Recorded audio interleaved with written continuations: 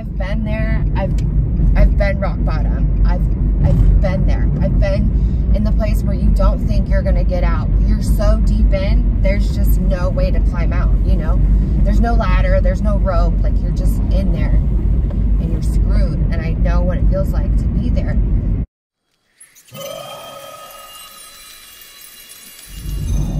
Hi guys, what's up?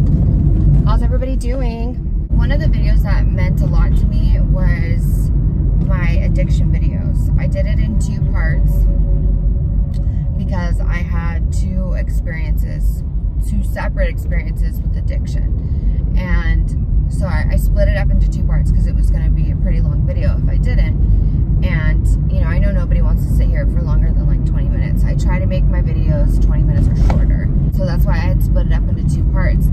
But I'm thinking, you know, if I could just maybe do like a quicker version, I can just get it all over with. And for those of you who have already watched that, I'm sorry, I'm making it again because like I said, I had to delete it from my channel, and it is really something that's important to me.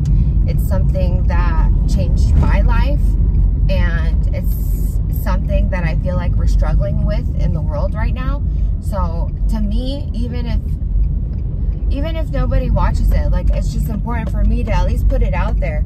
You know, you never know who will need to hear it or who will want to watch it. And then if I know a lot of people say, if you could just help one person, like, that's all you could ever ask for. Because I've been there. I've been rock bottom. I've been there. I've been in the place where you don't think you're gonna get out. You're so deep in, there's just no way to climb out, you know? There's no ladder, there's no rope, like you're just in there and you're screwed. And I know what it feels like to be there and not have any hope. So I just kind of wanted to, you know, do that again, remake my video. So I'll just go ahead and start. You know, my first addiction was cocaine, which I started at a young age. I was 18, and I started it because of peer pressure. One of my best friends really wanted to try it. I was not into it at all. I was super scared, actually, because the only thing I had done up until then was marijuana and then like drinking alcohol. So I really had no interest in trying cocaine. But she talked me into it. The first time I did it, I hated it. It made me feel awful. But then I did it again with her. I don't know why, but I did. And at that time, I got hooked. And I think the action of snorting it up my nose was part of my addiction. Like, I liked snorting it. I liked the feeling of it going up my nose. I know that sounds really weird, but it's true. That was literally half my addiction. And then, of course, you know, the high that you get after you do it. It's when you're high on cocaine, it gives you that, as you're starting to come down, it gives you that urge, like, you want more. Your body, like, wants more. And if you don't have more, it kind of gives you that anxious feeling, like your skin is crawling, you know? Kind of like you just feel uncomfortable in your skin. And you don't want to feel like that, so you just would rather do more, you know? And so I think that's kind of what keeps the addiction going. And then at the same time, it's a good high when you're high. So, you know, people like to feel like that. You know, it gives you energy, you know, you get that head rush, you feel good. So, you know, I get it. It can be a very expensive drug. I don't know. I've never done meth before, but I guess meth is like a cheaper version of it. And I remember people used to try to get me to do that, but I'm like, I'm good. I knew people who did it, and they would like pick at their face, and they get like these sores and stuff. Oh my God. So I was so scared. And then like their teeth would get all fucked up, and I was like, cocaine is good enough for me. Like, I don't need to go deeper, you know? But some people do that. And I would have rather gone without than gone to meth. You know what I mean? I don't know why. That's just how I felt. And, you know, I'd gotten into some bad shit that I won't get into, but it was not good. You know, I could have definitely landed in jail multiple times. You know, I could have definitely died. I almost overdosed one time. I was up for 5 days straight. I slept for 2 days straight after that. Literally 2 days, did not wake up. 2 days, like coma status. So that was that. And then what got me sober was I got pregnant. I had had 2 miscarriages previously. And as soon as I found out I was pregnant, I quit doing the coke. And then they told me, because of my miscarriages, I didn't know what was going to happen. And they told me after my blood test that I was going to miscarry again, because my hormones or something weren't as high as they were supposed to be. So, you know, they told me that I was going to miscarry, and they scheduled the ultrasound to see like what was going on, you know. So I go to the ultrasound, and you know, my baby boy had a heartbeat. And from that day on, you know, I really took it seriously. I was not using cocaine though when I found out I was pregnant. I just want to put that out there. I really didn't. It was easy for me to stop doing it. When it came to my baby, like, apparently I wasn't gonna put my baby in jeopardy. Unfortunately, before I knew I was pregnant, I had used, but as soon as I found out I was pregnant, I stopped. And I told the doctor that I did use before I knew. So I was living with a heroin addict, and her and her boyfriend were like crazy. And her boyfriend was like stealing from her and going behind her back to like get the heroin, and then he was like trying to get high without her, and it was just crazy, insane drama. Not a place for a pregnant woman to be, you know. So I called my mom and I told her, you know, Mom, I'm pregnant. I don't really have a good place to stay. Can I please come home? You know, I want to change my life around, because at this point my mom knew what I was doing. She knew everything. So she said, yeah, you know. She came and picked me up and took me home, and I started, you know, my mom life. I, you know, had my baby and hung out with my mom, and after my son was born, so when he was about 6 months old, I went back to work, and I would work nights so my mom could watch the baby when she got off work. My mom is such an amazing woman. She's always been there for me, even though she doesn't always agree with my choices. And I'm so blessed to have her. And, you know, my son was really well taken care of, thanks to my mom and her husband, my stepdad. So I'm very grateful for that, because Lord knows what would have happened if, you know, I didn't. Because even though that was my first addiction, and, you know, my son was enough to stop that from happening, unfortunately I did have another addiction that I had to conquer. And, you know, it was a few years after that. It was with Percocet. Percocet is oxycodone without the acetaminophen. They're like, it's pure oxycodone, not Oxycontin, not hydrocodone, not oxycodone with acetaminophen. It's pure oxycodone, Percocet. They're like little tiny pills. So I would crush them up and snort them. One of the guys I was dating got me into it. And then when we broke up, I started doing it on my own all the time.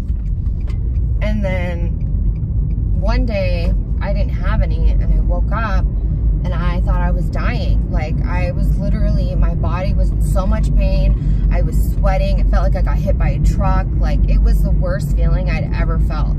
And I was like, oh my God, like, is this what withdrawing feels like, you know? Because I had seen my ex, you know, withdrawal before, so I kind of knew what it was, but I didn't realize that I was doing enough for a long period of time to have gotten to that point. Especially because, you know, my tolerance wasn't very high. I wasn't using a large amount at that time. You know, I was just doing maybe like 5 or 10 milligrams once or twice a day. I was using it every day, which, like I said, is how your body gets addicted. But I didn't understand, because I had taken pain pills before. had multiple surgeries. I completely blew out my knee and had to have like a reconstructive surgery.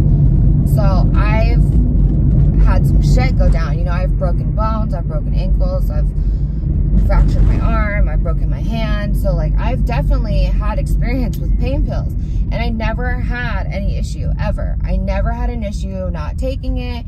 I never had an issue being addicted to it. I've never had an issue withdrawing from it. Nothing. So I don't know if it was just the strength of what I was taking or what, but you know, it got me. It got me down, and I became a person that I did not want to be, you know, and my whole life revolved around those pills.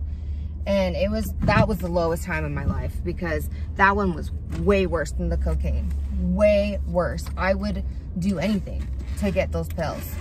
You know, when I didn't have the money, or, you know, I had like 5 or 6 different guys that were dealing them, and I'd go to each one, and sometimes they'd all be out, and then, you know, you're screwed and you're crying because you don't have your drug, and it's a hot mess. It is a hot mess. It is not the business. You're calling people, you act basically like a crackhead. Like, you're like, do you got any pills? Hey, you got any pills? You got any pills? And I was just like, you know, it's not a good look at all. For sure. It is not a good look. I got bad into them. I was hard into them. I couldn't make it through withdrawal. I couldn't do it. I tried multiple times to just like, okay, I'm going to do this. I'm going to crush this, you know? And again, it's very similar to heroin. I never actually went to heroin. I had it offered to me when I couldn't find pills. I couldn't do it. I couldn't bring myself to do it. I was too scared. And that also, again, kind of made me feel like I was a little bit in control, because at least I knew I wasn't going to go to heroin, you know? And I know not all people do that. A lot of the times the pills will lead them to heroin, because the pills are super expensive and heroin's a lot cheaper. So, and you get almost, I think you probably get a better high. I don't know exactly, you know, like I said, I've never done heroin, so I don't know what the difference would be, but I do know it's a very similar high. So yeah, I mean, the withdrawal I know is similar as well. You know, you puke, you have diarrhea, you feel like your body's breaking, and you sweat and you chill, you can't sleep, your muscles are like all tense, you have restless leg syndrome, your legs fucking feel like they're gonna stretch out of your body. It's horrible. It's not good. And when you're in like that, there's the possibility of getting off feels impossible, because you know you're gonna have to withdraw and you don't want to, you know what I mean? So quitting feels like impossible, not to mention the high that you get from the pills is an amazing feeling. And I'm not saying that to, you know, tell you guys, hey, go get high. No, I'm telling you that amazing feeling is not fucking worth it, because what it leads to will literally ruin your life. It will ruin your life. So it's really not worth it. And I hate that pain medicine does that to you, because people need pain medicine. They break something, they have a major surgery, you're in pain. You need something to take the pain away, you know? And it's unfortunate that they don't have a pain medicine that's not an opiate that, you know, won't do that to you. I know people who are on like those pain management programs, they're not even addicts, but because they have chronic pain, they've been put on a management program where the doctor manages, you know, their dose. But no matter what, if you're taking that medicine every day, your body's gonna get addicted to it. And then I guess they like taper you down or whatever. But either way, no matter how it happens, you're gonna withdraw. Period. You're gonna withdraw. You're gonna feel like shit. It's not gonna be pretty. So it's very unfortunate that that has to happen that way. But what can you do, you know? I know a lot of people who had opiate addictions will not take pain pills for the fear of relapse. I can if I need it for pain. As an example, after I did get clean, I came down with meningitis. It was 6 months after I'd gotten clean.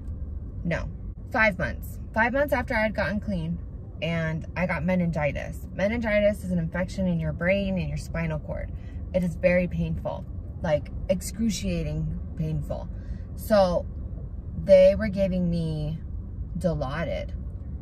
And then when I was in the hospital for 2 weeks, like it was serious. You know, you can die from meningitis. So I was getting Dilaudid in the hospital, and then when I was released, they gave me a prescription of Percocet. And I wasn't worried because when I quit, my head was in the game. I knew I was done. I didn't want to live like that anymore. I didn't want to rely on something to function. I was tired. I was spending so much money. I was given a very awesome opportunity with a job that I was making great money at, and I was literally wasting it away. I was spending thousands of dollars on pills, and I was like, what the fuck am I doing? I could do so much more with this, you know what I mean? And that's kind of what got me. And at the same time, I got to the point where I couldn't get high anymore. And if I kept taking more to get high like that, I was going to be in danger of overdosing, and I didn't want to die. I had my son, you know, I wasn't trying to kill myself. I wanted to be high. And when I realized I couldn't achieve that anymore, I wanted to go back, but I didn't want to withdrawal either, you know? So I was basically just taking them so that I wouldn't get sick, you know? And it took me a little bit to get to the point where I was ready to get off. And I really do think that's important. I feel like it's really up to the person who's using. You have to be ready personally. Other people telling you to get clean, if you're getting clean for somebody else, unless it's your kid, you know, it's not always gonna work. You yourself, you have to want it for yourself.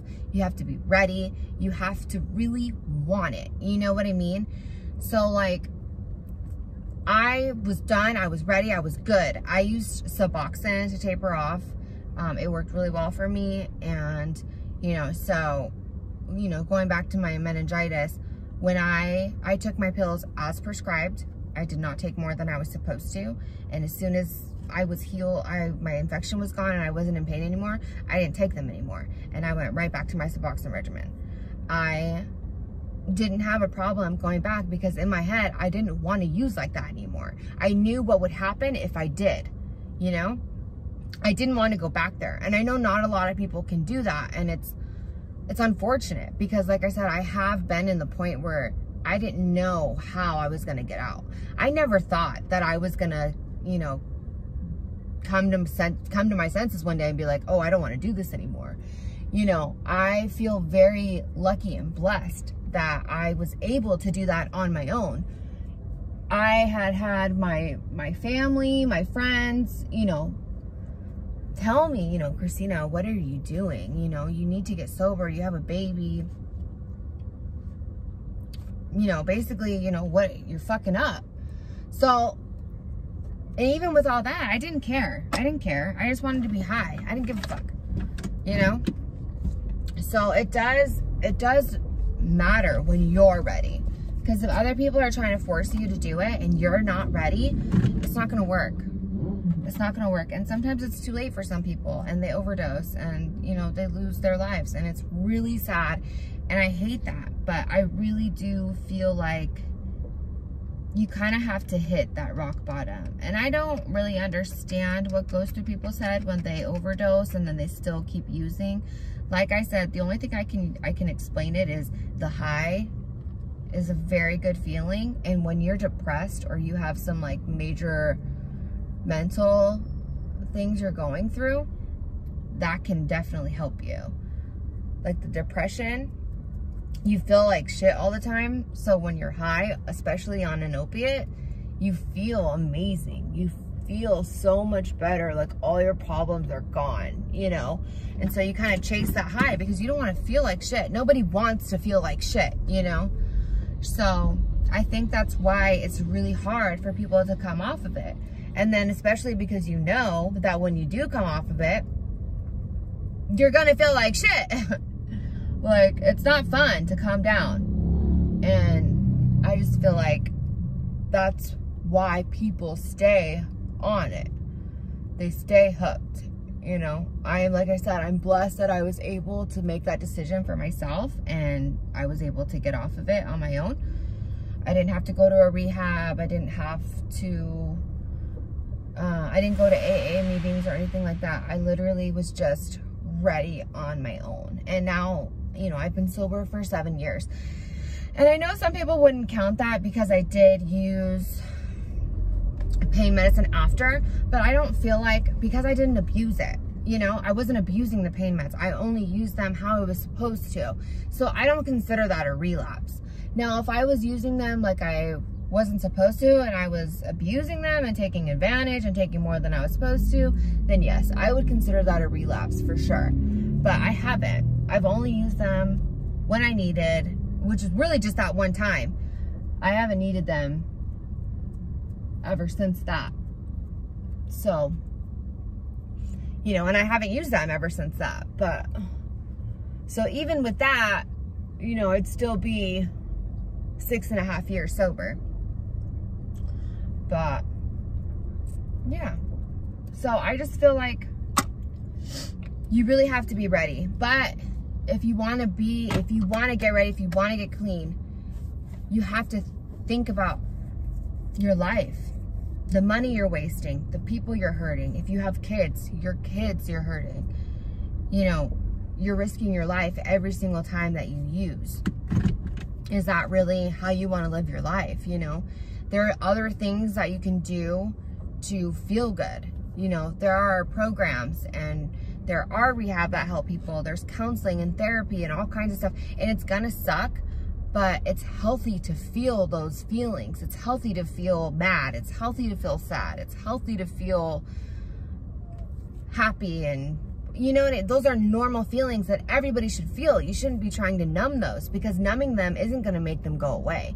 You have to deal with them at some point, you know? So you might as well get it over with before you die, because that's what really ends up happening. You know, you die, and it's really sad. So I just hope if anybody watching this is using, I hope you can get sober soon. If anybody ever wants to reach out to me for anything, just to talk, anything at all. If you just want to talk to somebody, if you want to get something off your chest, whatever you need, please don't think that you can't contact me. You can hit me up on Twitter. You can hit me up on Instagram.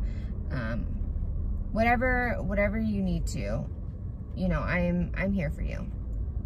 So yeah, I'll leave it at that. It's a hard thing to come off of, and anybody who does is strong. So I will leave it at that. But thank you guys so much for watching. I really appreciate it. This video means a lot to me. I hope, like I said, I can help at least one person, and that would make my life meaningful. So please give me a thumbs up and share this video if you don't mind, please. I would appreciate a share. Subscribe if you're not already subscribed, and I will definitely see you guys in the next one. Bye.